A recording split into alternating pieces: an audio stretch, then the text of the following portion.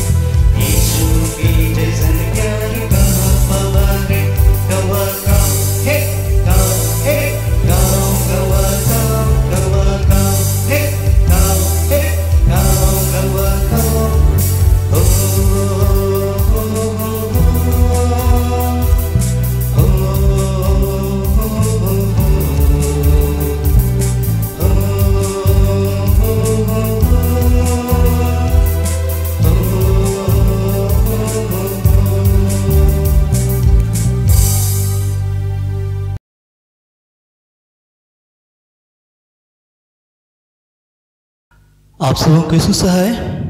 हम बाइबल से निकाल लेंगे यूहन्ना उसका 5 अध्याय उसका 39 पद। तुम पवित्र शास्त्र में ढूंढते हो क्योंकि समझते हो कि उसमें अनंत जीवन तुम्हें मिलता है, और यह वही है जो मेरी गवाही देता है। जब भी हम वचन पढ़ते हैं, हम ढूंढते हैं ऐसी बातों को जिसके द्वारा हम आशीषित हो सकते हैं। हम ऐसे नियम ढूंढते हैं कि हम अपने जीवन में और अधिक से अधिक आशीषित हों। हम ऐसे ट्रिक्स ढूंढते हैं जिसके द्वारा हम अधिक से अधिक सफल हों, लेकिन हम ढूंढते नहीं हैं यीशु मसीह को। और यीशु मसीह कहते हैं, और यह वही है जो मेरी गवाही देता है। तो जब भी हम बाइबल पढ़ते हैं या वचन सुनते हैं, इस बात को निश्चित करें कि आप यीशु मसीह को सुन रहे हैं, और बाइबल की हर एक घटनाएं और बाइबल के हर एक पात्र और बाइबल के हर एक हीरो जिसमें हम यीशु मसीह का चित्र देख सकते हैं। हम सिमसोन के जीवन में यीशु मसीह के चित्र को देखते हैं, और ये घटना उस समय की है जब फलिस्ती इस्राएलियों पर शासन किया करते थे। और एक दूत सिमसोन की मां के पास आया और उससे कहा कि देख, तू गर्भवती होगी और तू एक बेटा जनेगी, और वो बेटा जन्म से ही परमेश्वर का नाज़ीर होगा, और वही इजराइलियों को फलिस्तियों के हाथ से छुड़ाएगा। और तब सिमसोन अपने पति के पास गई और उसे बताई कि देख, परमेश्वर का एक जन आया था जिसका रूप परमेश्वर के दूत के समान था। उसने मुझसे कहा कि देख, मैं गर्भवती होंगी, मैं एक बेटा जनूंगी जो जन्म से परमेश्वर का नाज़ीर होगा, और वही इजराइलियों को छुड़ाएगा। और उसने कहा कि तू अंगूर से बनी कोई भी वस्तु ना खाना, ना तो किशमिश, ना दाख मधु, और ना कोई अशुद्ध वस्तुएं। और तब मनहो ने परमेश्वर से प्रार्थना किया कि उस पुरुष को फिर से भेज कि वो हमें बताए कि बच्चे को किस तरह से बड़ा किया जाए। और ये दूत जो सिमसोन के माता पिता के पास आया, और को नहीं, हमारे यीशु मसीह ही थे। और जब जब हम बाइबल में पाते हैं एक दूत के विषय में, वो चित्र होता है यीशु मसीह का। हम याद करें कि याकूब से एक दूत रात भर मलयुद्ध करता रहा, और याकूब ने उससे पूछा कि तुम्हारा नाम क्या है। तो उस दूत ने कहा, तू मेरा नाम क्यों पूछता है? और जब मनहो ने उसे दूत से उसका नाम पूछा, तो उस दूत ने कहा कि तू मेरा नाम क्यों पूछता है, क्योंकि मेरा नाम तो अद्भुत है। और जब भी हम यीशु मसीह को पुराने नियम में देखते हैं या नए नियम में देखते हैं, वो हमेशा हमें आशीष देते हुए ही नजर आते हैं। याकूब के समय में भी ऐसा ही हुआ कि जब वो उससे मलयुद्ध कर चुका और जब भोर हो चुकी, तो वचन लिखता है, उत्पत्ति उसका 32 अध्याय उसका 29 पद,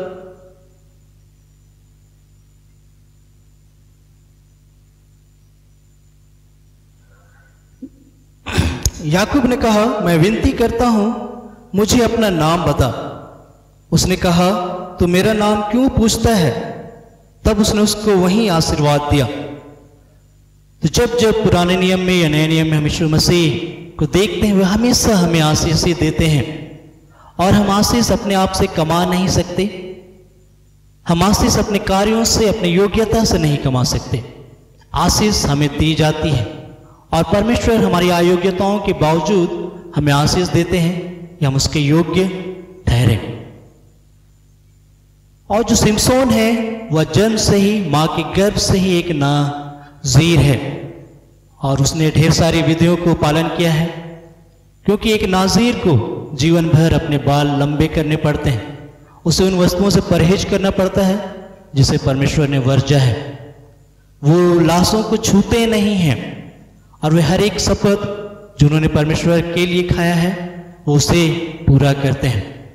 और वचन कहता है कि पवित्र आत्मा कभी कभी सिमसोन पर उतरता था, और वो परमेश्वर के बड़े बड़े कार्य करता था। लेकिन सिमसोन में एक समस्या थी, और वो समस्या लोगों में आम होती है, और वो समस्या है वासना की। और ये इस वजह से थी जैसे उसके पिता ने उसे पाला पोसा था। और ये अधिकतर उत्पन्न होता है रिजेक्शन की वजह से। जब कोई व्यक्ति को नकारा जाता है, निश्चय वह उदास होता है। और सिर्फ वासना ही नहीं, और भी ढेर सारी चीजें हैं, जैसे आत्महत्या, डिप्रेशन, नशा, ये हर एक चीजें व्यक्ति को नकारे जाने से उनके जीवन में उत्पन्न होने लगती हैं। और सिमसोन की सबसे बड़ी समस्या थी औरतें।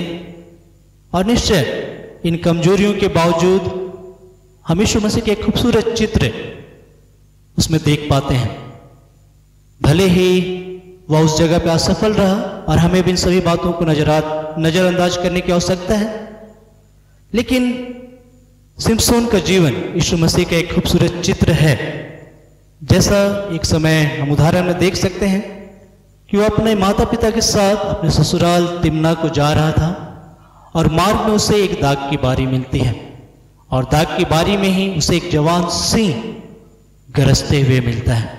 और वचन कहता है उसके पास कुछ नहीं होते हुए भी वह उस सिंह को इस तरह फाड़ डालता है जैसे कोई बकरी का बच्चा। और निश्चय यीशु मसीह ने कुछ ऐसा ही तो किया, उसने शैतान को निकम्मा कर दिया। क्या यह खूबसूरत चित्र हम सिमसोन के जीवन से देखते हैं। और साथ ही उस दाग की बारी का चर्चा भी होता है, और जब भी हम बारी की चर्चा सुनते हैं हमें स्मरण आता है वो आदम की वाटिका, जहां हम एक पूंछ वाले जंतु के विषय में देखते हैं जो उस स्त्री को भरमाता है, और आज भी वो संसार के लोगों को भरमा रहा है। एक और उदाहरण हम सिमसोन के जीवन से देखेंगे कि एक रात वह गाजा में होता है, और आधी रात को उठकर वह गाजा के फाटक को धुने पल्लों के समेत उखाड़कर उस चोटी पे ले जाता है जो हेब्रोन के सामने है। और इसी तरह यीशु मसीह ने भी हमारे लिए किया कि जितने अधोलोक के फाटक हम पे प्रबल होने वाले थे, उन सबों को अपने कंधे पर उठा लिया कि कोई भी अधोलोक के फाटक कलीसिया पे प्रबल ना हो सके। साथ ही हम और एक चित्र यीशु मसीह के सिमसोन के जीवन से देखेंगे, और उसके बाद हम लोग अंत करेंगे। सिमसोन को और एक स्त्री से प्रेम हो गया, और उसका नाम था दलीला। और उसने फलिश्तियों से पैसे लिए सिमसोन को पकड़वाने के लिए, उसके शक्ति के राज को जानने के लिए। और हम सबको पता है कि सिमसोन का शक्ति का राज उसके लंबे बालों पे था। और उसने उसे इस्राएलियों के हाथों, फलिश्तियों के हाथों में पकड़वा दिया, और फलिश्तियों ने उसे पकड़ा और उसके दोनों आंखें फोड़ दी। शैतान भी हमारे साथ कुछ ऐसा ही व्यवहार करता है कि वो हमारी आंखों को अंधी कर देता है कि हम यीशु मसीह को ना देख सकें। और पौलुस अपने पत्र दूसरा कुरिन्थियों उसका 4 अध्याय उसका 4 पद में कहता है, और उन अविश्वासियों के लिए जिनकी बुद्धि इस संसार की ईश्वर ने अंधी कर दी है, ताकि मसीह जो परमेश्वर का प्रतिरूप है उसके तेजों में सुसमाचार का प्रकाश उन पर ना चमके। और शैतान हमेशा यही चाहता है कि हम यीशु मसीह को ना देखें। वो चाहता है कि यीशु मसीह के जो विचार हमारे मन में हैं वो हमारे मनों से दूर हो जाए। वो हमेशा हमारे दृष्टि को यीशु मसीह से फेर देता है। तब भी परमेश्वर अनुग्रहकारी परमेश्वर है, वे हमेशा हम पर दया करते हैं और हमें दूसरा मौका भी देते हैं। और जिस तरह से वचन लिखता है कि सिमसोन के बाल फिर से बढ़ने लगे। और एक दिन ऐसा हुआ कि फलिश्तियों ने अपने देवता के स्थान में एक सम्मेलन किया, और उस सम्मेलन में सिमसोन को बुलाया कि वो उसकी निंदा करें, वो उसकी मजाक उड़ाएं।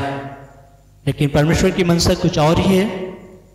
सिमसोन ने उस लड़के से जो उसके हाथ पकड़ा था उससे कहा कि मुझे उन खंभों को जिनसे घर संभला हुआ है छूने दे कि मैं उस पर टेक लगाऊं।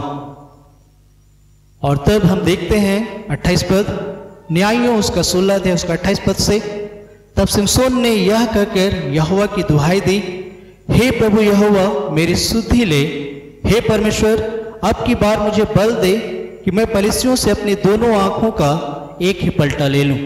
तब सिमसोन ने उन दोनों बीच वाले खंभे को जिनसे घर संभला हुआ था पकड़ा था, पकड़कर एक को तो दाहिने हाथ से और दूसरे को बाएं हाथ से बल लगा दिया। और सिमसोन ने कहा, पलिश्तियों के संग मेरा प्राण भी जाए। और यह क्या ही खूबसूरत घटना है जो हम सिमसोन के जीवन में यीशु मसीह का चित्र देख पाते हैं। यहाँ लिखता है 29 पद में, तब सिमसोन ने उन दोनों बीच वाले खंभे को जिनसे घर संभला हुआ था पकड़कर एक को तो दाहिने हाथ से और दूसरे को बाएं हाथ से बल लगा दिया। क्या यीशु मसीह ने अपने हाथ क्रूस पे फैलाए और वो हर एक बातें जो हमारे विरोध में थे, वो हर एक शत्रु जो हमारे विरोध में थे, कलवरी क्रूस पर उन्हें नाश किया और अपना सिर झुकाकर अपने प्राण त्याग दिए। और ये सिमसोन के जीवन से क्या ही खूबसूरत चित्र है जो हमें यीशु मसीह के विषय में देखने के लिए मिलता है। तो जब भी हम बाइबल पढ़ते हैं तो सिर्फ अपने लिए ही हम उसे बाइबल ना पढ़ें, अपने लिए ही वचन को ना पढ़ें। हम यीशु मसीह को देखें, उन वचनों में यीशु मसीह को ढूंढें।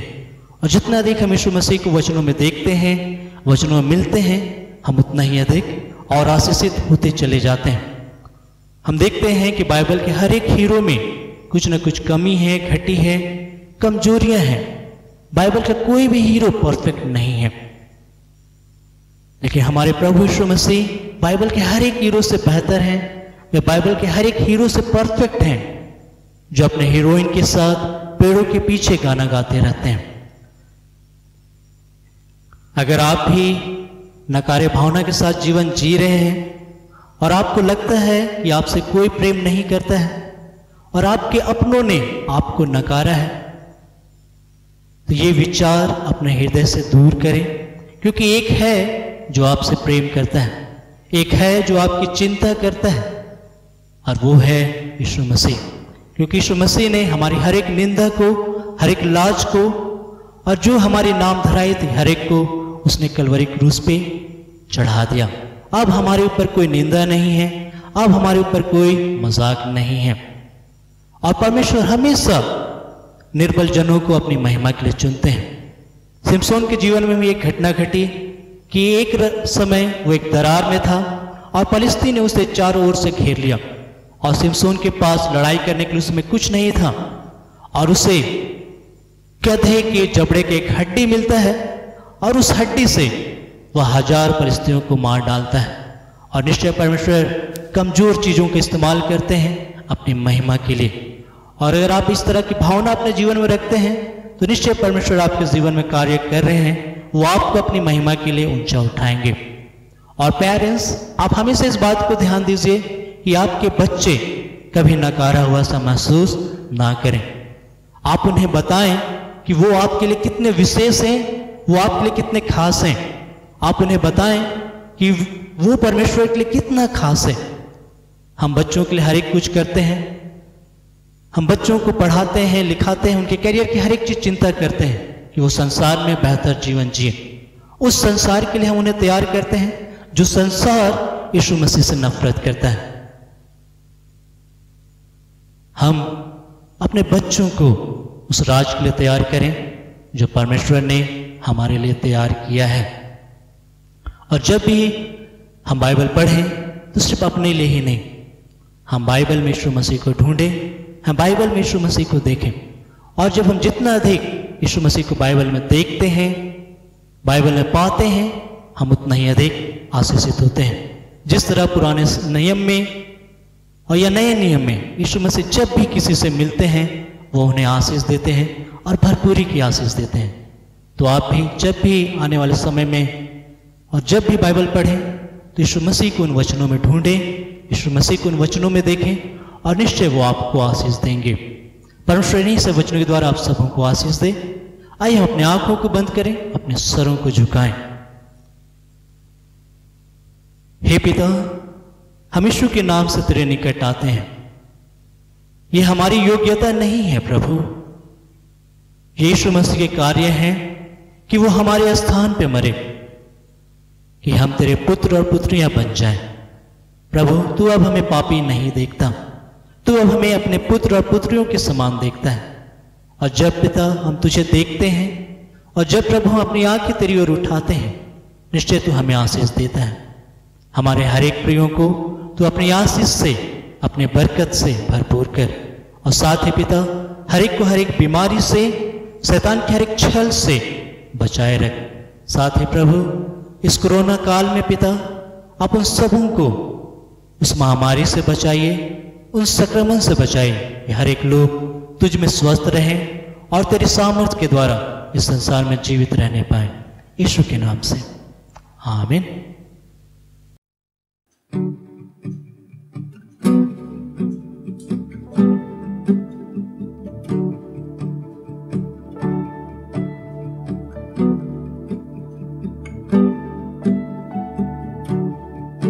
तू है महान सर्वशक्तिमान, तेरी जय हो सदा। तू है महान सर्वशक्तिमान, तेरी जय हो सदा। यीशु मसीह तेरे जैसा कोई नहीं। यीशु तेरे जैसा कोई नहीं।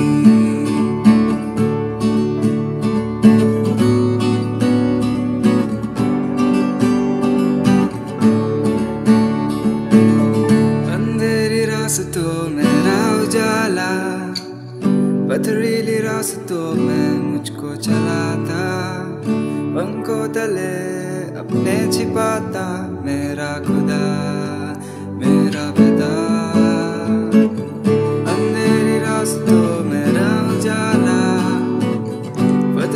रास्तों से मुझको चलाता, पंखों तले अपने छुपाता मेरा खुदा, मेरा पिता। यीशु मसीह तेरे जैसा कोई नहीं। यीशु मसीह तेरे जैसा कोई नहीं।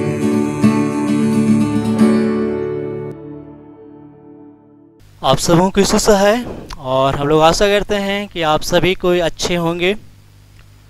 और हम लोग आपसे सहायता चाहते हैं कि आप भी हमसे जुड़िए, और ख़ासकर बच्चों से हमारा अनुरोध है कि आप अपने घर से हमसे जुड़ सकते हैं। अगर आप 2 या 3 हैं तो एक्शन सॉन्ग करने के द्वारा, उसे रिकॉर्ड करने द्वारा हम सबों को भेज सकते हैं। और अगर आपके पास कोई प्रेयर रिक्वेस्ट है और या कुछ ऐसी गवाहियां हैं, तो आप जॉन पन्ना और आयुष स्वप्निल तिग्गा के कांटेक्ट नंबर पर उसे कांटेक्ट कर सकते हैं। और हम आशा करेंगे कि आने वाले समय में आप सभी कोई हमसे जुड़े रहेंगे, और अपना योगदान अगर आप देना चाहते हैं, हमारे साथ जुड़ना चाहते हैं, तो हमसे जुड़े रहेंगे। धन्यवाद।